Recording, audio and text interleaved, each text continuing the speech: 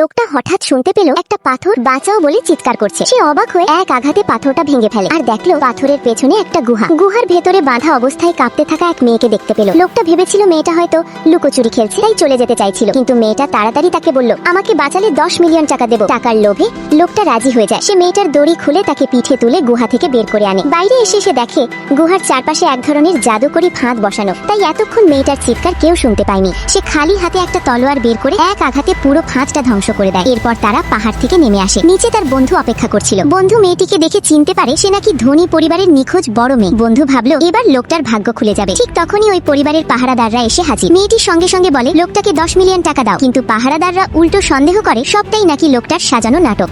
তারা তাকে ধরে নিয়ে যেতে চায় শাস্তি দেওয়ার জন্য। রাগে লোকটা এক ধাক্কায় পাহারাদারদের দূরে ছুড়ে ফেলে দেয়। সে বলে দুটি পথ, টাকা দাও না হলে মেয়েটাকে মেরে ফেলবো। ঠিক তখনই হঠাৎ পাহাড় থেকে এক ভয়ঙ্কর দানব বেরিয়ে আসে। আসলে সেই দানবই মেয়েটাকে অপহরণ করেছিল। পাহারাদার তাকে আক্রমণ করতে গেলে দানব মুহূর্তেই তার হাত ছিঁড়ে ফেলে আর এক আঘাতে মেরে ফেলে। বন্ধু ভয় পেয়ে পালাতে চায়, কিন্তু দানব এবার লোকটার দিকে তাকিয়ে জিজ্ঞেস করে, তোমার চোখে আমি মানুষ না দেবতা? লোকটা ঠান্ডা গলায় বলে, আমার কাছে তুমি একটা দানব।